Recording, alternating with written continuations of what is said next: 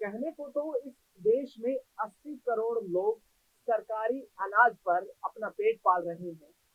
लेकिन इस देश में कानून व्यवस्था ऐसी है और कुछ धन्ना सेठ ऐसे हैं जो 50-52 किलो सोना और 15-20 करोड़ रुपए जंगल में छोड़कर लावारिस रूप में चले जाते हैं। जब इनकम टैक्स की टीम इसकी जांच करती है तो इनकम टैक्स की टीम को वो भारी भरकम मात्रा में सोना मिलता है और उसके साथ साथ वो कैश भी बरामद होता है। लेकिन अभी तक ये पता नहीं चल पाया कि आखिरकार ये माल खजाना आखिरकार है किसका। हम ये खबर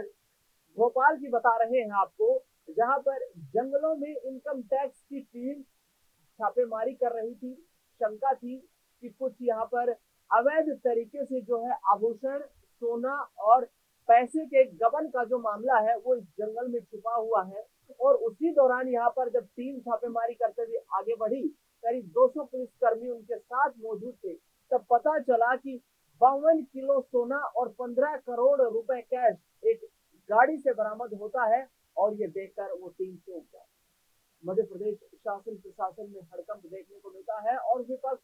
सवाल खड़े कर रहा है कि आखिरकार ये छुपाया किसने, आखिरकार सरकार की नाक के नीचे ये काला धन कमाया किसने, और आखिरकार सरकार की नाक के नीचे आखिरकार ये हो क्या रहा है। और इन तमाम मुद्दों को लेकर कांग्रेस पार्टी के प्रधान, मध्य प्रदेश इकाई के नेता जीतू पटवारी लगातार मोहन यादव सरकार पर निशाना साध रहे हैं। इस पूरे मुद्दे पर चर्चा करेंगे। मेरे वरिष्ठ सहयोगी अमन जी मेरे साथ मौजूद है। सर, कैसे देखें, एक हास्यास्पद कहानी है क्योंकि 52 किलो सोना और 15 करोड़ रुपए कैश लावारिस अवस्था में मिलता है, जिसकी ये जिम्मेदारी लेने को कोई भी तैयार नहीं है। ये पैसा मेरा है, ये सोना मेरा है, आखिरकार ये चल क्या रहा है? देखिए, बिल्कुल जुनेदी, जाहिर सी बात है कि इतनी भारी भरकम रकम और इतना कह सकते हैं कि बड़ी मात्रा में, बड़ी तादाद में सोने का मिलना, जाहिर बात है कि सबकी नींद उड़ाने के लिए काफी है। मध्य प्रदेश में आखिर ये हो क्या रहा है, चल क्या रहा है, क्योंकि यहाँ पर सरकार बीजेपी की है और जिस तरह से ये फेल्योर होने का पूरा सिस्टम का मामला सामने आता है, उसको लेकर भी सवाल खड़े होते हैं कि 52 किलो सोना, दिनेश जी, आप भी सुनकर हैरान हो गए, मैं भी सुनकर हैरान हो गया, हमारे तमाम दर्शक भी सुनकर हैरान हो गए। अगर ये जो सोना है, अगर कहीं से बाहर से आ रहा होता, पकड़ा जाता, तो उसकी हैरानी हमें नहीं होती। लेकिन जिस तरह से सोना जंगल में छोड़ दिया गया लावारिस हालत में, जबकि हम देखें कि 80 से 82 करोड़ लोग हमारे यहाँ 2 वक्त की रोटी के लिए कहीं ना कहीं निर्भर है केंद्र सरकार की नीति के ऊपर, योजना के ऊपर। वहां पर इतनी बड़ी मात्रा में कैश मिलना, इतनी भारी तादाद में सोने का मिलना अपने आप में सवाल खड़े करता है। और सवाल इसलिए भी खड़े होते हैं दिनेश जी कि जो बीजेपी भ्रष्टाचार को मिटाने की बात करती है, उसी के राज्य में, या ये कहा जाए कि बीजेपी शासित राज्य में, इस तरह से भारी भरकम तादाद में कैश और सोना मिलना, अब ये किसका फेल्योर है, इसको लेकर लगातार सवाल खड़े हो रहे हैं कि क्या ये जो केंद्र सरकार की कह सकते हैं फेल्योर की है, या फिर ये राज्य सरकार का कहीं ना कहीं असफलता है। इनको लेकर अब जवाबदेह जो है वो बीजेपी और एक तरीके से कहा जाए जो सरकारें हैं वो बनती हुई दिखाई पड़ती हैं, क्योंकि अब राज्य में सरकार आपकी है, केंद्र में आपकी सरकार है। अगर ये बाहर से अगर आया है तो आप तो ये कहते हुए नजर आते हो कि बांग्लादेशी घुस जाते हैं, हमें पता है। तो आखिर इतनी बड़ी तादाद में सोना जब अंदर आ रहा था, तब हमारे कह सकते हैं कि जो हम कहते हैं कि विदेशों से हमारी सीमाएं बड़ी सुरक्षित है, वो सब क्या हो रहा था। तो कुल मिलाकर जवाबदेह जो है वो केंद्र सरकार बनती हुई नजर आती है। और यहाँ पर जो अब कह सकते हैं कांग्रेसी लीडर्स जो है वो सवाल उठा रहे हैं। जाहिर बात है कि देखिए, मध्य प्रदेश की जितनी हम लोग बात कर रहे हैं, वो मध्य प्रदेश जहाँ पर किसानों को खाद मुहैया नहीं हो पा रही, वो मध्य प्रदेश जहाँ पर जो छात्र हैं 3-4 दिन से बाहर बैठे हुए हैं अपनी तमाम मांगों को लेकर, लेकिन अभी तक मोहन यादव सरकार के कान पे जू तक नहीं रेंगती। उस मध्य प्रदेश के अंदर रात्रि के अंदर इस तरह से भारी मात्रा में सोना और पैसा मिलना कहीं ना कहीं सवालों के घेरे में खड़ा करता है राज्य सरकार को कि आखिर राज्य सरकार क्या अपना काम ढंग से नहीं कर पा रही, क्या राज्य सरकार कई मोर्चों पे विफल साबित होती हुई नजर आ रही है। एमएसपी को लेकर भी यहाँ पर लगातार किसानों का जो मुद्दा है उसको लेकर भी केंद्र सरकार पर लगातार राज्य सरकार और विपक्षी दल यहाँ पर हावी है। तो यहाँ पर जीतू पटवारी ने ये भी कहा कि भाई जब इतना लावारिस अवस्था में जो चीज आपको बरामद हुई है, क्यों न इसको प्रदेश की प्रगति में लगाया जाए। लेकिन मोहन सरकार चुप है, मोहन सरकार शांत है। वी शर्मा जो कि बीजेपी के प्रदेश अध्यक्ष है, उन्होंने इस पर कोई प्रतिक्रिया नहीं दी है। वही केंद्रीय मंत्री ज्योतिरादित्य सिंधिया ने कहा है कि इस खेप की जांच होनी चाहिए कि आखिरकार यहाँ आया कहाँ से, जी। तो किस तरीके से देखते हैं बीजेपी सरकार पर? क्या बीजेपी नेता ही यहाँ पर दबाव बनाते देखिए, नजर आ रहे हैं? ज़ाहिर बात है जिन्हें कि 52 किलो सोने का मामला है, कोई छोटा-मोटा मामला नहीं है कि चलिए 10-20 ग्राम सोना यहाँ से वहाँ गिर गया, मिल गया, उसके ऊपर कोई बड़ी जाँच ना हो चलेगा। लेकिन इतनी बड़ी मात्रा में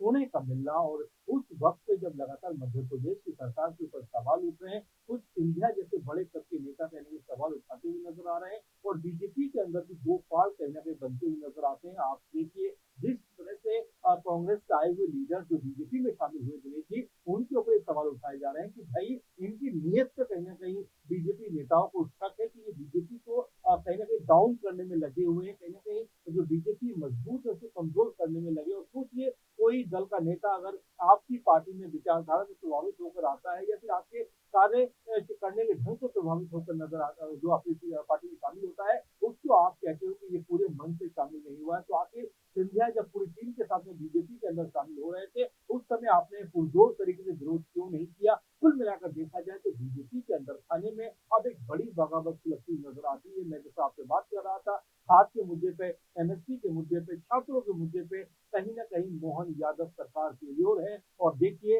अभी विधानसभा में चर्चा चल रही थी कृषि के मुद्दे पे चर्चा चल रही थी और वहाँ पर मज़े की बात ये है दिनेश जी कि ना तो मुख्यमंत्री मोहन यादव होते हैं, ना कृषि मंत्री होते हैं और कुल मिलाकर कांग्रेस लीडर्स ये कह रहे थे कि किस बात की चर्चा जब ऐसे अहम मुद्दे पर चाहे हम एमएसपी की बात करें, खाद की बात करें, इन ज़रूरी मुद्दों के ऊपर जब हम यहाँ डिस्कस कर रहे हैं, तो सदन के अंदर ना कृषि मंत्री मौजूद है और ना मुख्यमंत्री मौजूद है। उसी कह सकते हैं तर्ज पर यहाँ पर सोना मिलना, कैश मिलना, वो भी लावारिस हालत में अपने आप में ये ज़रूर बताता है दिनेश जी कि क्या यहाँ जो विभाग हैं, क्या यहाँ जो मंत्रालय है, क्या यहाँ जो महकमे हैं, क्या वो काम ठीक से नहीं कर पा रहे हैं? और ये भी कहा जाता है कि पुलिस के हाथ बहुत लंबे होते हैं, कानून के हाथ बहुत लंबे होते हैं, ज़रा देर में चीज़ों को पकड़ के यहाँ सामने ले आते हैं, लेकिन आखिर 2 दिन का लगभग वक़्त हो गया है, अभी तक आप देखिए ये सरकारी पता नहीं लगा। नहीं लगाया जा चुका और सरकार की तरफ से कोई अहम प्रतिक्रिया भी सामने नहीं आई है। सरकार के द्वारा भी कोई बड़ी प्रतिक्रिया सामने नहीं आई है और इनकम टैक्स के अधिकारियों ने जो खुलासा किया है उसमें वाकई यहाँ पर मोहन यादव सरकार की नींद उड़ा दी है। अब देखना ही होगा कि आखिरकार किस आधार पर आगे की कार्यवाही यहाँ पर केंद्र सरकार और राज्य सरकारें जो है बॉर्डर की चौकसी को लेकर के करती हुई नजर आती है कि दूसरे किसी राज्य से ये जो अवैध तरीके से सोना मध्य प्रदेश की सीमा में पहुंचाया गया। और भोपाल में पिछले कई दिनों से इनकम टैक्स की जो टीमें हैं वो टैक्स चोरी को लेकर के उद्योगपतियों के ठिकानों पर छापेमारी कर रही है। तो क्या किसी बड़े उद्योगपति का ये जखीरा बरामद हुआ है? इस पर भी आने वाले वक्त में पर्दा उठता हुआ नजर आएगा क्योंकि बड़ा मामला है और मामला मध्य प्रदेश से है जहां पर भारतीय जनता पार्टी की सरकार के सामने एक मजबूत विपक्ष दिखाई दे रहा है। हालांकि जीतू पटवारी ने जिस जी। तरीके से बयान दिया है उसमें उन्होंने साफ तौर पर ये कहा है कि मध्य प्रदेश के किसान की, मध्य प्रदेश के नौजवान की, मध्य प्रदेश की कानून व्यवस्था की, महिलाओं की, तमाम यहाँ पर जो समस्याएं हैं उनको मजबूती से कांग्रेस पार्टी उठाती हुई नजर आएगी और यहाँ पर हम सड़क से लेकर के सदन तक वो लड़ाई लड़ने का काम करेंगे। अमन जी,